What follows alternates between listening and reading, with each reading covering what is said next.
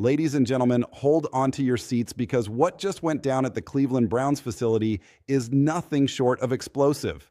Jimmy Haslam, the billionaire owner of the Cleveland Browns, just did something that owners almost never do. He went absolutely nuclear on the Cleveland media, and honestly, it's about time someone said what needed to be said. This isn't just another boring press conference where owners give cookie-cutter answers and play it safe. No, no, no. This is Jimmy Haslam drawing a line in the sand and declaring war on the narratives that have been plaguing his franchise for years. Let me paint the picture for you. The Browns just introduced Todd Monken as their new head coach, right? Everyone's expecting the usual song and dance. Talk about the future, talk about building a winning culture, maybe throw in some coach speak about taking it one game at a time. But Jimmy Haslam had other plans. He came loaded for bear, ready to set the record straight, and he didn't hold back one single bit. When the media started asking their questions, you could feel the tension in the room. These reporters thought they were going to control the narrative like they always do. But Haslam flipped the script so hard that their heads are probably still spinning. The owner of the Cleveland Browns looked these media members dead in the eye and dropped a bomb that sent shockwaves through the entire sports journalism world. He straight up called them out for spreading fake news. That's right, fake news. Now let me break down exactly what happened because this is where it gets really juicy. When discussing the coaching search and all the speculation that had been swirling around, Haslam made a statement that should have every Cleveland media member looking in the mirror tonight. He said, and I quote, "There's all kinds of information out there and a lot of it, with all due respect, is not accurate." Let that sink in for a moment. The owner of an NFL franchise just publicly called out the media for getting it wrong, for spreading misinformation, for creating narratives that simply weren't true. But wait, it gets even better. Haslam didn't just throw out a casual complaint and move on. He kept hammering this point home throughout the entire press conference. He talked about how their search process was disciplined and organized specifically because there was so much inaccurate information floating around. Think about what that means. The Browns had to create an entire structured process just to combat all the false reports and made-up storylines that Cleveland media was pumping out on a daily basis. And here's where it gets absolutely wild. Did you notice who broke the story about Todd Monken becoming the head coach? It wasn't any of the Cleveland reporters who supposedly have inside sources. It wasn't the local beat writers who claim to know everything happening in Berea. No. It was Adam Schefter from ESPN who dropped the bomb. A national reporter scooped every single local Cleveland media member on the biggest Browns story of the offseason. How embarrassing is that? These local guys are supposed to have their ears to the ground, supposed to have relationships with people in the organization, with a and they got mindset, completely shut out. This tells us something massive is happening behind the scenes in Cleveland.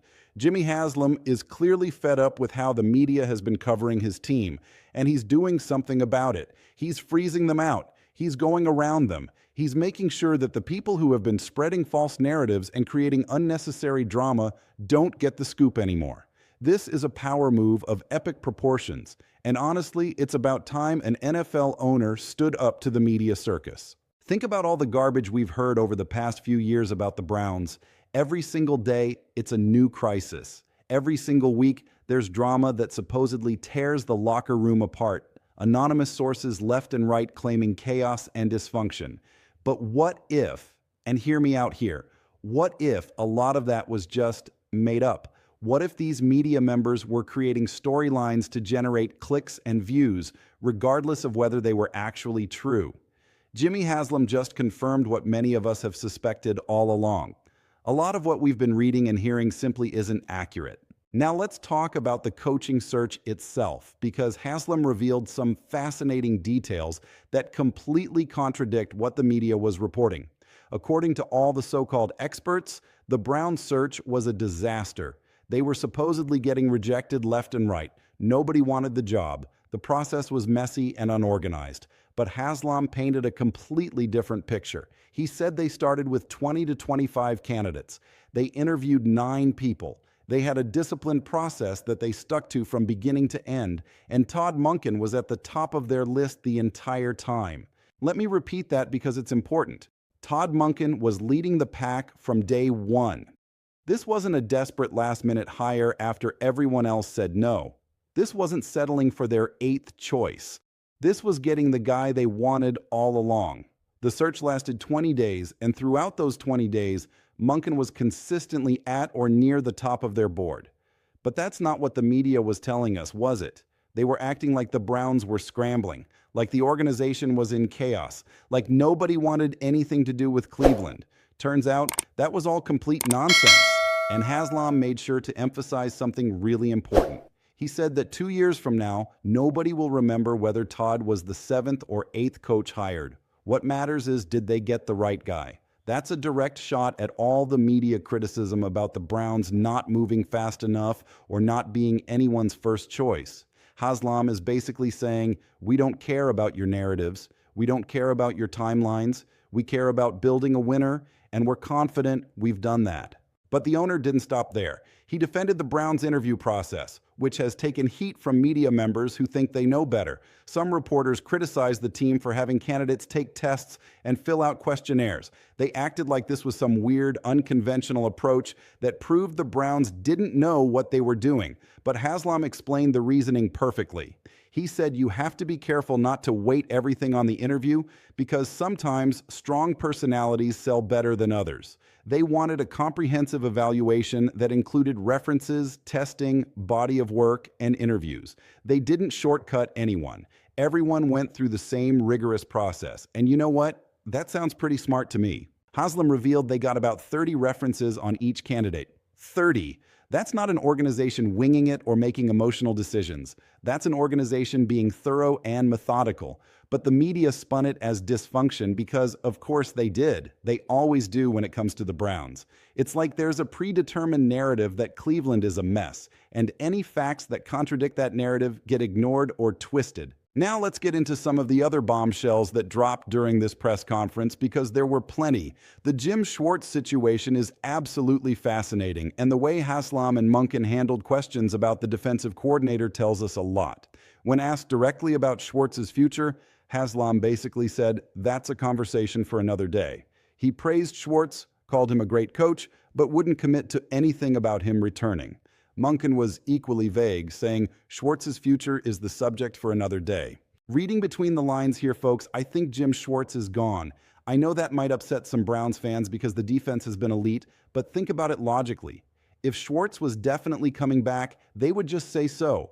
The fact that they're being coy about it, the fact that they keep deflecting and saying we'll talk about it later, that tells me negotiations are happening, or maybe Schwartz has already decided to move on.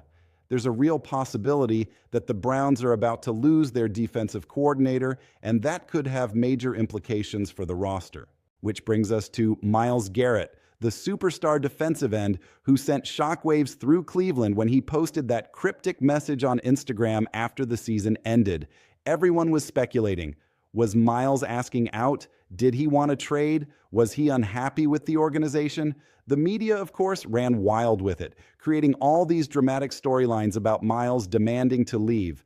But Haslam shut that down real quick. He said he loves Myles. He's confident Myles will come back and break the sack record again, and he'll be a leader of the team. No hesitation, no doubt, just pure confidence that Myles Garrett is going to be a Cleveland Brown. Now, was Myles a little frustrated at the end of the season? Probably. The team went 8-9 2 years in a row. That's disappointing for everyone involved, especially for a player of Myles Garrett's caliber who wants to win championships. But there's a massive difference between being frustrated with the results and wanting out of Cleveland entirely. The media tried to turn a moment of frustration into a full-blown crisis, and Haslam just dismissed it like it was nothing, because it probably was nothing. And speaking of media narratives, let's talk about the quarterback situation because this is where things get really interesting. Deshaun Watson's future with the Browns has been debated nonstop since they traded for him. Is he healthy? Can he return to his Pro Bowl form? Should the Browns draft a quarterback? The speculation has been endless. When asked about Watson, Haslam gave a very measured response. He said that's going to be up to Todd Monken to evaluate. They have 3 quarterbacks on the roster, and Monken will give his input along with Andrew Berry, and they'll figure it out from there. Notice what Haslam didn't do. He didn't throw Watson under the bus. He didn't create doubt or drama. He didn't fuel any of the negative narratives. He simply said the new head coach will evaluate the position and they'll make decisions accordingly. That's exactly how an owner should handle that question.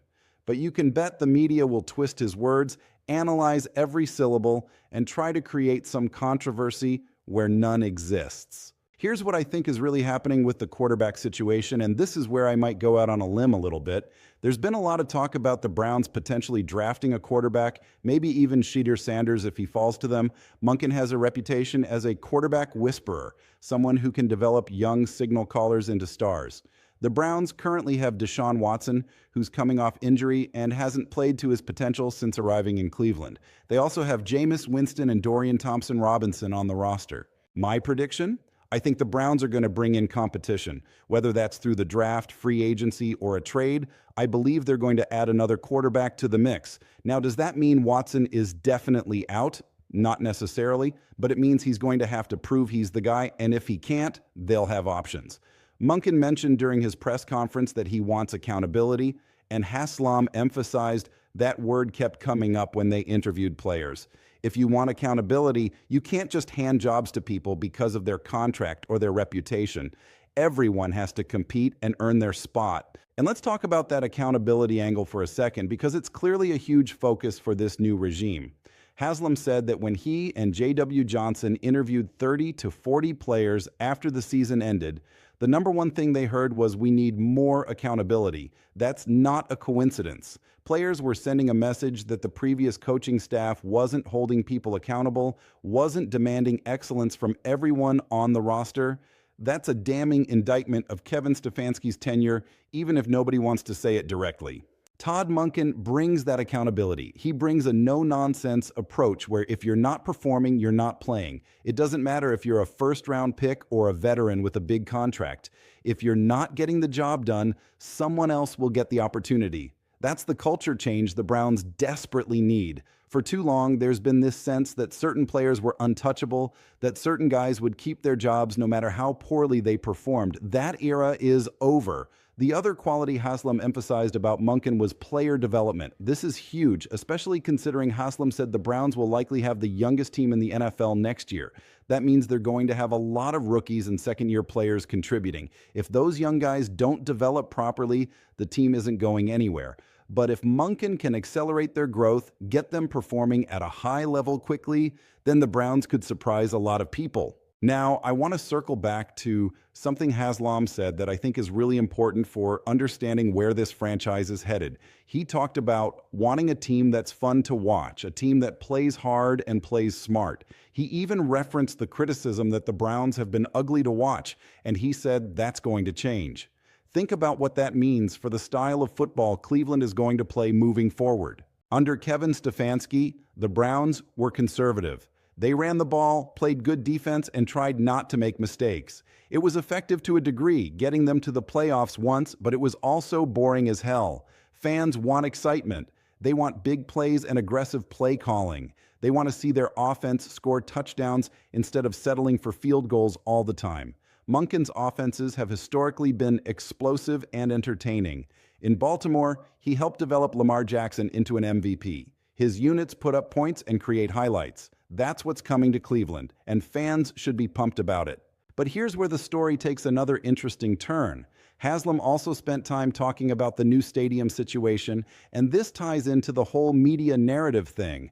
There have been lawsuits and controversy around the Browns' plans to build a domed stadium in Brook Park. Some people have questioned whether it's going to happen, whether the legal issues will derail everything, but Haslam made his position crystal clear.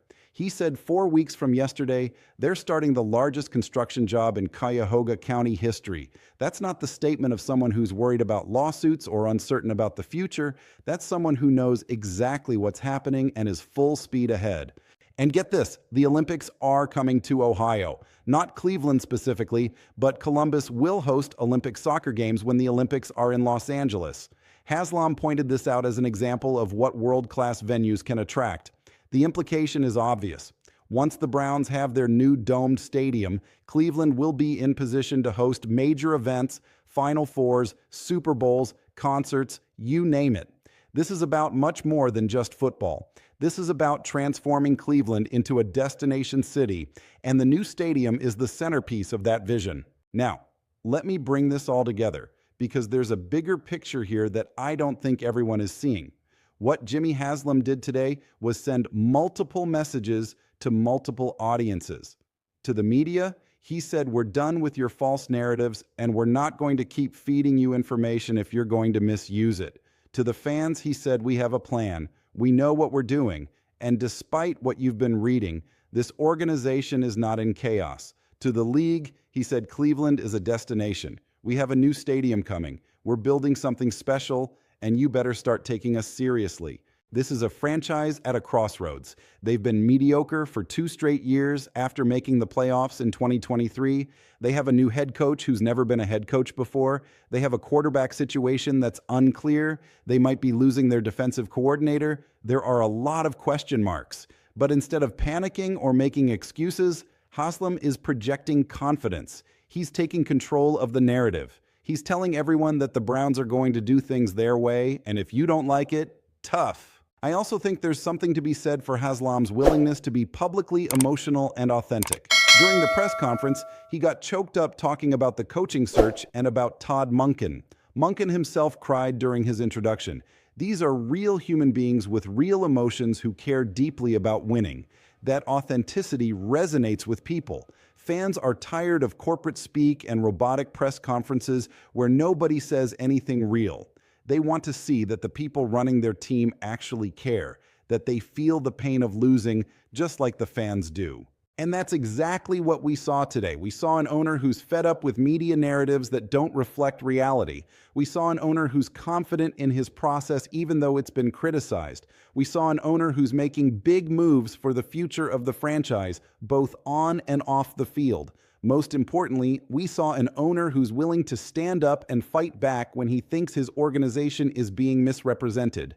The ramifications of this press conference are going to be felt for a long time. The relationship between the Browns and Cleveland media has probably been damaged, maybe irreparably. We might see even less access going forward, even fewer insider scoops, even more information coming from national reporters instead of local ones. The Browns seem perfectly fine with that arrangement. They'd rather control their message and work with journalists they trust than deal with people who are going to twist their words or make up stories. For fans, this should actually be encouraging. It means the organization isn't going to be swayed by media pressure or public opinion. They're going to stick to their plan, trust their process, and make decisions based on what they believe is best for winning football games. Sometimes that means being patient when everyone's screaming for quick fixes. Sometimes that means making unpopular decisions that don't make sense until later. Sometimes that means ignoring the noise and staying focused on the long-term vision. Looking ahead to next season, there's a lot to be excited about despite the uncertainty. Todd Monken is going to bring a fresh offensive scheme and a new energy to the building. The defense should remain elite, even if Jim Schwartz leaves, because as Haslam pointed out, they have great players and great position coaches. The roster is young and talented, with guys like Myles Garrett, Denzel Ward, and Jeremiah Owusu-Koramoah leading the way. They'll have high draft picks to add more talent, and they'll have a coaching staff that demands accountability and focuses on player development.